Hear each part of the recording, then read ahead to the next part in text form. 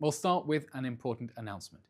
Today, we will be hosting a special event to commemorate 1 year since the October 7th massacre. Citizen spokeswoman and IDF captain in reserves Maya Bentwich and I will be going live from right here in Tel Aviv at 6:29 p.m. Eastern Time. That's 1:29 a.m. in Israel. We want to make sure our audience in the Western Hemisphere will be able to watch this important and moving event. This event will be an opportunity for friends of Israel to connect with each other, remember the lives that were lost, listen to survivors, and share a vision for a better future. We will be here with several special guests, including greetings from the President of Israel, His Excellency Isaac Herzog, Sir Ephraim Mervis, the Chief Rabbi of the UK, and a special Misha Berach from the IDF Chief Cantor Shai Abramson and Hatikva, courtesy of Israeli-American duo Yonina. Please check our social media platforms for more information and to sign up for the live stream. Today marks 1 year of the October 7th war. 1 year since Hamas death squads tortured, raped, and executed 1,200 innocent people, young and old, men and women. 1 year since Hamas executed parents in front of their children and children in front of their parents. 1 year since Hamas kidnapped over 250 people into the terror dungeons under Gaza, where they face torture, sexual assault, starvation, and for many, execution. Israel's military chief Eylon Levy has said, Hamas in the Gaza Strip has been militarily defeated. What he means is that Israel's brave soldiers have broken Hamas. They have significantly degraded Hamas's ability to carry out organized attacks. But Hamas terrorists are still a threat, and they are still holding hostages. Since October 7th, Hamas has fired over 13,000 rockets at Israel's people. Even today, just a few hours ago, Hamas fired rockets at Tel Aviv. It was a clear reminder that the war that Hamas started cannot end with Hamas still in power in Gaza, free to wage war again. Israel has up until this point eliminated close to 20,000 Hamas terrorists from the Gaza Strip. That's estimated to be about half of Hamas's pre-October 7th strength. Some residents of the South, who fled after Hamas murdered their neighbors, their families, have been able to return home. But the war Hamas started a year ago is still raging. Israel's soldiers are still operating right now in Gaza to prevent Hamas, now a guerrilla force, from rebuilding, rearming, and attacking again. Israel is fighting to ensure that Israeli families living near the Gaza border can live free from fear of rocket attacks when the Hamas terror regime is no longer their neighbor. Israel isn't fighting today out of vengeance for the last October 7th, although we have reasons to be angry. Israel is fighting to prevent the next October 7th. Remember, right after that horrific massacre, 1 year ago, October 7th, 2023, Hamas made a promise to do October 7th again and again and again until Israel is destroyed. This is what the whole world needs to know, and it's what we expect world leaders to say. Hamas is still cruelly holding 101 innocent hostages, some no doubt as human shields around Hamas's leadership. Hamas is holding a baby, Kfir Bibas. He was abducted when he was 9 months old. He's now 1 year and 9 months old. Where is he? Where are all of the hostages? Where is the international pressure on Hamas and on Hamas's patrons, Iran, Turkey, and Qatar, to pressure Hamas to end the war that it started 1 year ago, lay down its arms, and free the hostages?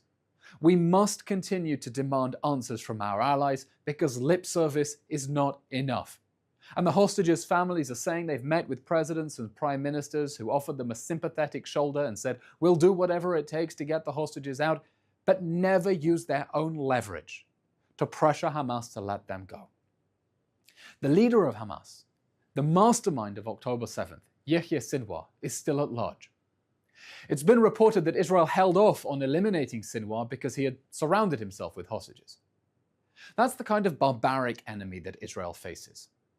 It's 1 year since Hamas declared war, and Israel's people are under attack as the Iranian regime and its proxy armies continue their war on 7 fronts. I hear calls for diplomacy. I hear calls for de-escalation. Nobody wants this war to end more than the people of Israel, because we're the ones coming under rocket attacks. Our friends, our families are the ones in reserves in the army right now risking their lives. But right now, there is no diplomatic off-ramp from Israel's 7-front war against terrorist armies that are promising more October 7th massacres until Israel is destroyed. This war cannot end until Hamas is defeated, the hostages are home, Hezbollah is pushed back, the Houthis stop firing ballistic missiles from Yemen, and the Iranian regime abandons its efforts to destroy Israel. We know that the world wants this war to go away. We need the threats to go away. We, the people of Israel, the citizens of Israel, are fighting for our lives. Never forgive, never forget, never again. French President Emmanuel Macron posted in Hebrew that a year after the October 7th massacre, he won't forget the pain of those abducted and executed by Hamas. He's correct. The people of Israel will never forget. British Prime Minister Sir Keir Starmer posted that the 7th of October 2023 was the darkest day in Jewish history since the Holocaust. He's correct. October 7th was the bloodiest day for the Jewish people since the Nazi genocide. But Starmer's British government just last month announced sanctions on Israel, while increasing funding to UNRWA, a subsidy to Hamas. It's denying Israel significant weapon systems, including for its fighter aircraft. It echoed the Hamas claims that the Jewish state was engaging in war crimes. And President Macron just this week also called for a weapons embargo on Israel. He echoed the Hezbollah claims that the Jewish state was responsible for an escalation. We, the Israeli people, are fighting for our lives on 7 fronts. The hundreds of Iranian ballistic missiles fired at Israel's people should remove any doubt of the deadly threat we face. Israel's people do not need crocodile tears at their funerals. We cannot fight with your thoughts or your prayers. Israel's people need allies to stand beside us in the face of the Iranian regime's murderous assault. President Macron, Prime Minister Starmer, and others undermining Israel's ability to fight are telling Iran to keep pushing. Israel doesn't just need help knocking missiles out of the sky, as gracious as it is for the French and the British to help, and we appreciate it. Israel needs to knock out the missile launchers. Anyone who wants the war to end, and Israel's people to be safe, must stand behind that. We don't want just to intercept missiles when they're fired at us.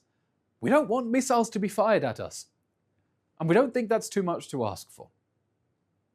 The Iranian regime and its proxy armies are counting on Western states to abandon a major ally and to leave themselves exposed against the same enemies of civilization. They want you to bottle it. Don't. We'll take questions now from our audience watching live on social media. This is a question from our live stream from Leora, who asks about Ohad Hemo's report on Channel 12 yesterday. He said that he is hearing that about 80% of casualties in Gaza were Hamas terrorists or their families. What is the likelihood that this is true, and what do you know about the rate of Hamas casualties in Gaza? Thank you for your question. You're referring to a report from one of Israel's most veteran Arab affairs reporters, Ohad Hemo, that according to his sources, 80% of those who've been killed in Gaza are either Hamas or Hamas family members. Now, I don't know who his sources are, but it sounds right. We know that around 50% of the casualties in Gaza are Hamas terrorists. According to Israel's numbers, we're approaching 20,000 Hamas terrorists killed inside Gaza, and we know that the numbers supplied by the Hamas Health Ministry are manipulated. We know they're manipulated because they include natural deaths. Yes, people who died of natural causes. We know that they are manipulated because they include people killed from Hamas's own rockets, just like the Al-Ahli hospital incident at the beginning of the war when an Islamic Jihad rocket crashed in the car park of a hospital and allegedly 500 people were killed. They're still counted in that list. We know they're manipulated because Hamas doesn't differentiate between civilian and military casualties, and we know that in every previous war it has lied about military casualties until much later when the facts came to light when no one cared. We know something about the way that Israel has been targeting Hamas, namely this. In this war Hamas started, Israel has been targeting Hamas, not civilians. And it's been taking so much more care to avoid civilians than any other military in history. Don't take my word from it. Listen to the former Deputy Supreme Commander of NATO. He knows a thing about what urban warfare looks like in Iraq, Afghanistan. He wrote in the Times that this is the most fiendishly difficult urban battlefield of modern times. He said he came away convinced that Israel's rules of engagement are every bit as rigorous as the UK and other Western allies, because Israel is targeting Hamas leaders and their terrorists with incredible precision, with precise munitions, on the basis of intelligence, urging civilians to leave time and time again when Hamas tries to use them as human shields. It's been blatantly obvious for the last year that for us in Israel, civilian casualties on the other side are a tragedy. For Hamas, they are a strategy. We're trying to minimize civilian casualties on the other side. Hamas is trying to maximize them. Hamas sees civilians not only as human shields, but as human sacrifices. And so it would make sense that not only are around half of the casualties Hamas terrorists, but a large share would be their own families who they put in harm's way. Next question. Eylon, you posted this morning that you were in Kfar Aza this morning, very early. Can you talk a bit about what you experienced there and who you met? There is a very somber feeling in Israel today as we try to commemorate an event that isn't really over. It's hard to believe it's been a whole year since October 7th, and that it's been only a year since October 7th, because it's been a whole year of October 7th. We're still in this crisis. We're still in the war that started with October 7th. We're still in the October 7th hostage crisis. I went down to Kfar Aza this morning. It was one of the epicenters of the massacre. Kfar Aza was literally decimated. That's a word that means reduced by 1/10. 1 in 10 residents of Kfar Aza were massacred or abducted on October 7th.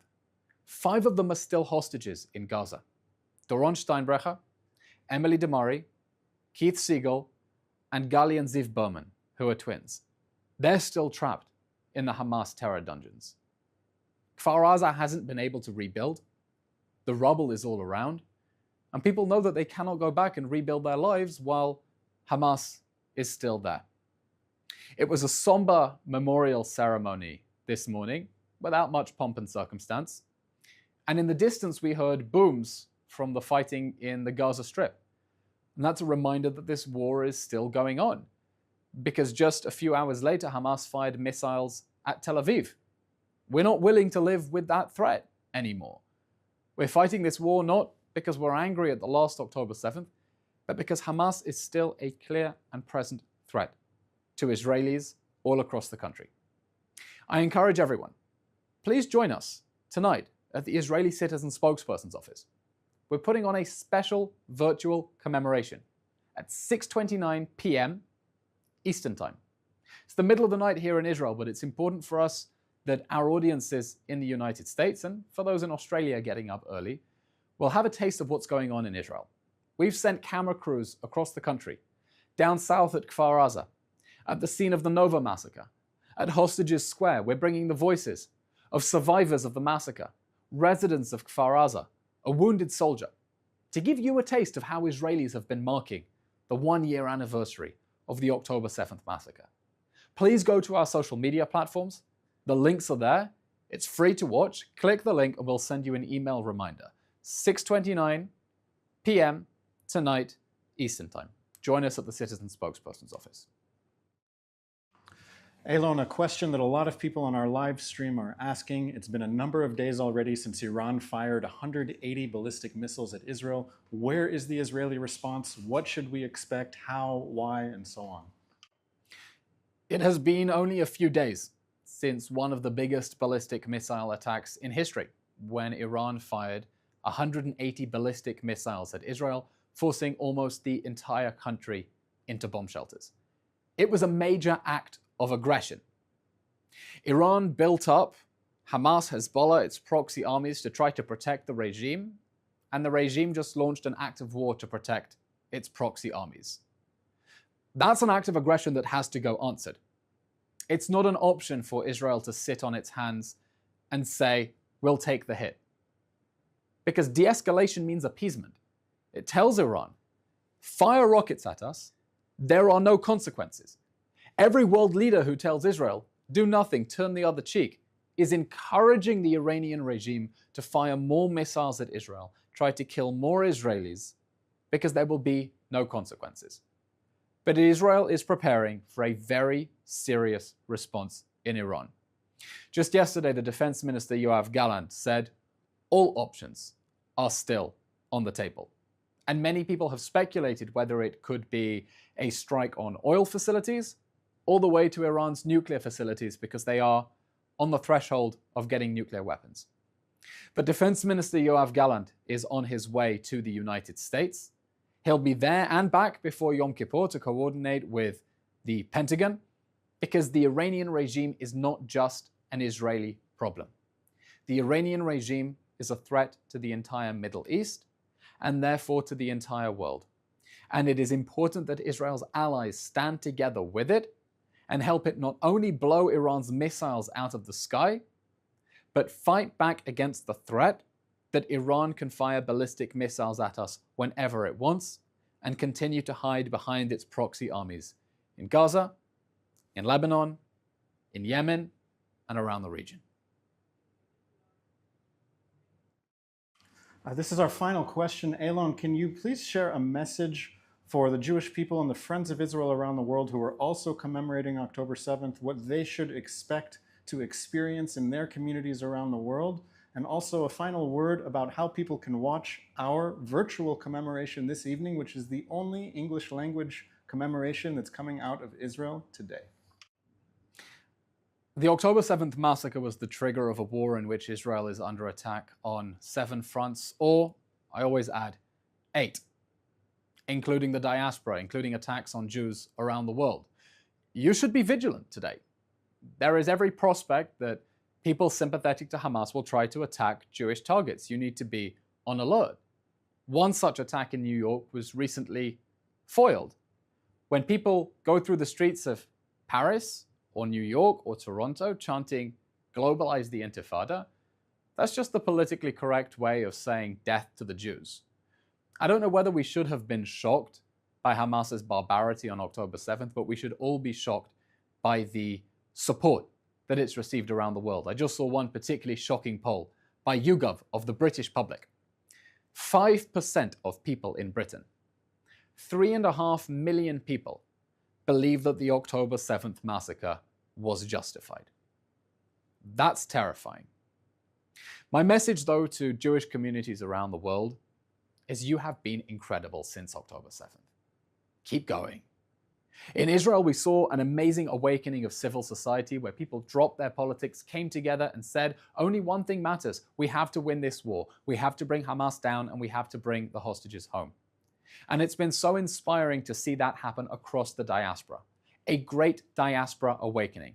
People fighting for the hostages, wearing the dog tags, sticking up the hostage posters, calling in the radio, going to protest. People who never thought they would be at protests before go in week after week to show that they will not be intimidated, they will not be scared. And we need you to continue keeping your heads up and speaking up for Israel, because if you don't stand up for yourselves, no one else will.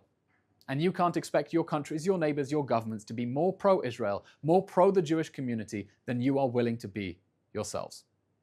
And on a final note, tonight, 6:29 p.m. Eastern Time, 1:30 in the morning Israel, we will be hosting from the Citizen Spokespersons office a special virtual commemoration event. I'm going to be co-hosting it together with Captain in Reserve's Maya Bentwich. She led all the major tours of Kfar Aza and Be'eri for the first 6 months of the war, and that's where we met, and I'm very proud that she's now part of our team. We'll have special messages from the President of Israel, Isaac Herzog, the Chief Rabbi of the UK, Ephraim Movis, Misha Barach prayer from the amazing Shai Abramson, the Chief Cantor of the IDF, will bring you voices and stories of what's been going on around the country, a Nova survivor, a wounded soldier, and give you a taste of what's been happening today in Israel as Israelis try to come to terms with it. So go to our social media platforms. You'll see it advertised everywhere on Instagram, on Facebook, on LinkedIn, on YouTube. You'll find the link to the special commemoration event. You can watch it on YouTube. You don't need to sign up, but please sign up and we will send you a reminder to watch across our social media platforms. And we will be humbled and honored to be able to share the stories and voices of Israelis, ordinary citizens, everyday heroes, with you as we mark 1 year since the worst day of our lives. Thank you very much, everyone. We have a ceremony to prepare for. Am Yisrael Chai.